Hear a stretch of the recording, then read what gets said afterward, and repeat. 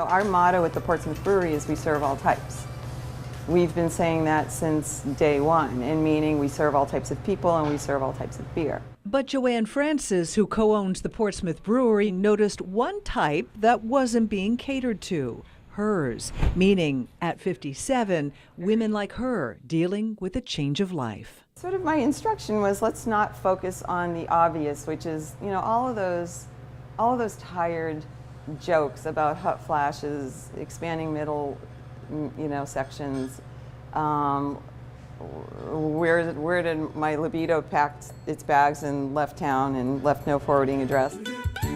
It's with a large dose of humor that Joanne approached creating Liberation, a special menopause brew to ease hot flashes, anxiety, sleeplessness, your temperament, your loss of focus. It's a heightened state of awareness. Yeah. Menopause. Yeah. Close female friends of a certain age encouraged Joanne and assisted with taste tests. As it warms up, I'm tasting more of the lemon peel.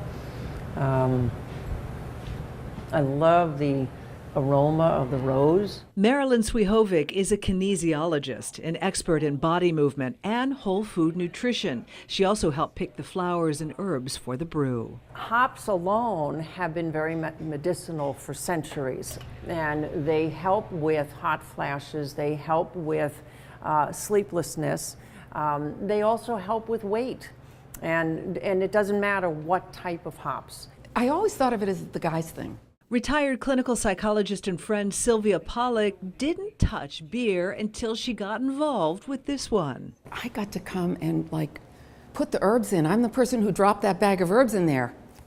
I did.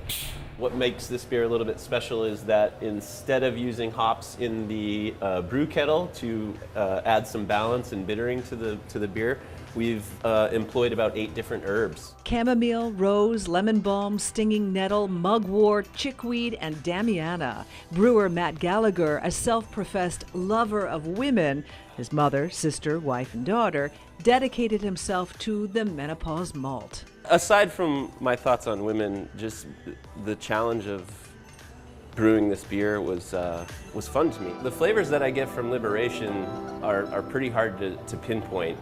The yeast that we used is a French Saison yeast, which brings some really earthy, almost like citrusy, peppery flavors to the table. I love it. It's crispy. You know that word perky? It's kind of perky.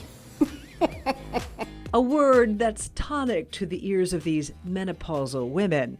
Joanne Francis's tribe of friends who appear on Liberation's label and who were the inspiration for the herbal brew. The idea of simply putting herbs into a beer that would be favorable for a woman experiencing menopausal symptoms was just simply a no-brainer. This special limited batch won't last long. Joanne and Matt are already plotting their next hormonal hops. We'll start a whole series here, yeah. Oh, that would be great. Yeah, yeah. The Burn Your Bra series. Yeah. Oh, yes! Yeah. Until then, Cheers, ladies. to Cheers. Liberation. In Portsmouth, New Hampshire, Tori Ryden, News Center. How did you become so talented? Is it practice or what? Practice. Henry, rip it up, bud. Have fun. Here you go, Henry. You get lost in the thrill of going boom, boom, boom from bump to bump. And then when you're in the air, it's like time stops. All right, freestyle! Great guy, great ambassador to the sport and to the area, and definitely always gives back, so he's great with the kids always. All right, you're good. Whenever you're ready, go for it. All right. I love coming home and seeing all the excitement and kids having fun, because I remember when I was that age, and it made a big difference when good skiers would come around and talk to you. So I'm really lucky and humbled that I get to come and do it for them. All right, buddy, have fun. Wrap it up. To give back to what's his passion. Yeah, I love that. I think that's great. Okay, there we go. All right, nice. I mean, it's awesome to see how great he is at it, at what he does, and what kind of commitment he puts into it to get there. Hey, Julian, rock it. Go, Julian, go. I like it. I like meeting all the kids. It's really fun, and all the energy is super cool to be around. You want me to sign that for you? Did you have fun today? There you go, bud. Just very moving to see somebody, a local person, work hard to get where they are. You can just hit it straight if you want, or you can even just go around it if you want to go on it. Caleb, you want to scoot up? Scoot up a little bit? He really loves the sport. He wants us to make it, and he believes that we can.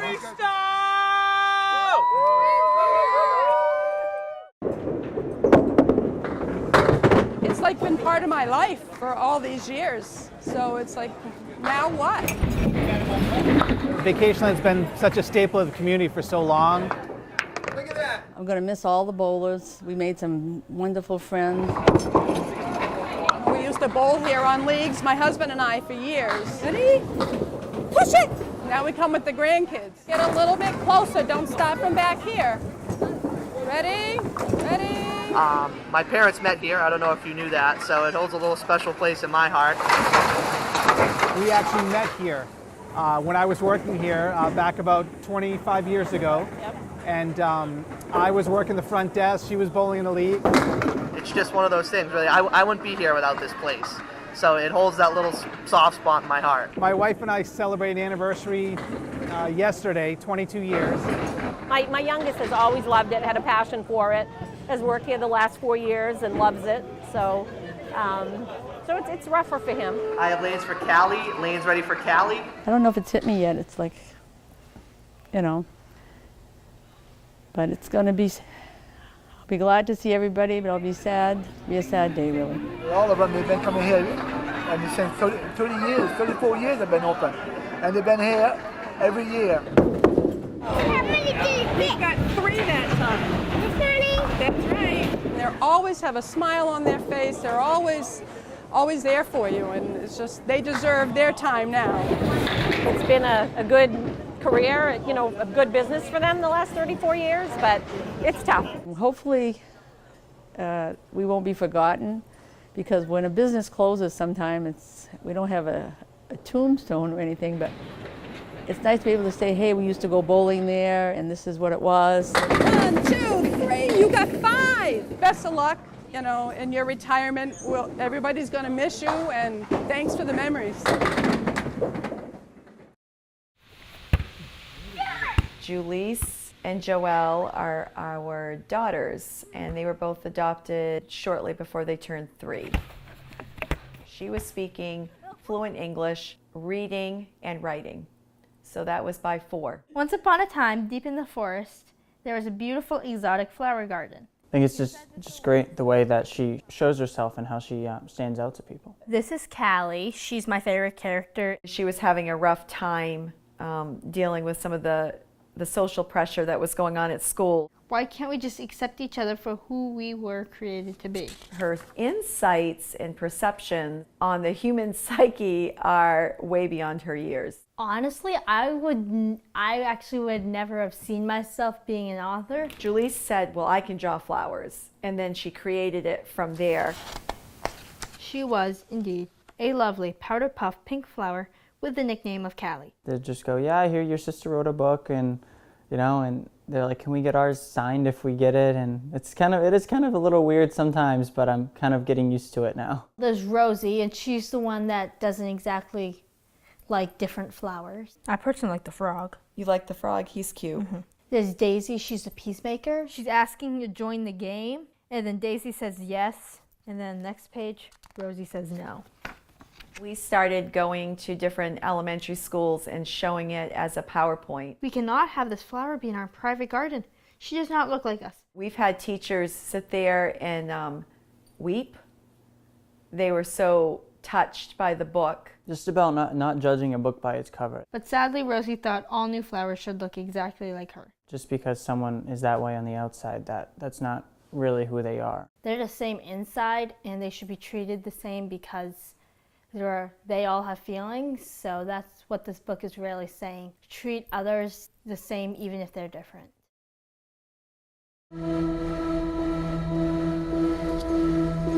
I was being passed by police cruisers the whole way. I thought, oh my God, please, please, please, don't let it be Stockton. I remember a good majority of it, like the beginning and all the screaming, and when he came into the classroom. Carolyn Russell was desperately trying to lock her classroom door, and he shoved on the handle so much that he injured her arms, and she flew out of the classroom, and he went in. We was behind the cubbies, which was in the far back left of the room near windows, and he was talking to us about like how his wife was crazy and that she poisoned him and took his kids away. Oh, it's just pure terror. It's pretty much undescribable, the terror that I was feeling. He didn't point the gun at any of the kids, but there was one point in time when a girl was trying to escape when like he did more or less pick his gun up and like tighten his grip on it, and he got a little serious. 2008, Stockton Springs Elementary School. 11 students held hostage by an armed Randall Hoffland. Police in the area had been searching for him since he pulled a gun on an officer during a traffic stop the week before. You could hear the helicopters overhead. They were looking for him in the woods. So when he didn't turn up, we start school Monday, and I'm on the phone with central office saying, "Do you know if it's safe here? Can you call the police?" It was Linda Bowe's first job as a school principal. In hindsight, she says she never would have allowed the school to be open without a police officer at the front door and Randall Hoffland under arrest. There's kind of this wonderful bedlam that happens first thing in the morning with the children coming into the building. So Hoffland just walked in as though, you know, he belonged there. Hoffland wandered from the cafeteria to the gym, where witnesses say he initially grabbed 2 students, then pulled out a gun before heading down the hall and bursting into Dylan Tripp's 5th grade classroom. He was talking to me, telling me how I was a brave boy because I was the only one not crying. He ended up giving me his gun belt, which held his clips and his gun, his knife and all that. And he told me to put it above my head and to walk out the classroom. That bravery likely saved lives. No one died that day, but many, children and adults, were deeply scarred. And I cried when I heard your message. That's why I didn't call you right back. And I've had a lot of professional help around this particular incident. It's still there. Will it be for the rest of your life? Oh yeah, I believe that. 0.15 miles, you got this! We're here to support Mary's walk. Mary happened to be my cousin. Nice job! Mary's walk actually follows the walk that she used to do every day. She lived on the Ross Road. It's a tribute to her. I wore enough so my body won't get warm, and I'll just wait till my face gets numb. Just gotta cover your nose and just take your time and get some exercise in. That's what I look at it as. I've been training all winter, so not wearing this many clothes though. I'm wearing way too many layers. Go green for Mary, come on, let's do it. You can't prepare for 20-degree weather. You know that it's affected probably at least everybody that's here in some way, shape, or form, and it just feels good to be a part of that. How you guys doing? We're hanging in there. My daughters are running, my son-in-law, and my daughter's boyfriend. This is really special to my son. He's been touched by the disease, and this is a really special day for him. 2 years old when he was diagnosed, and he was a real fighter, and really amazing how he rose to the challenge, and it took 3 long years, but he did it. So 3 miles shouldn't be that hard.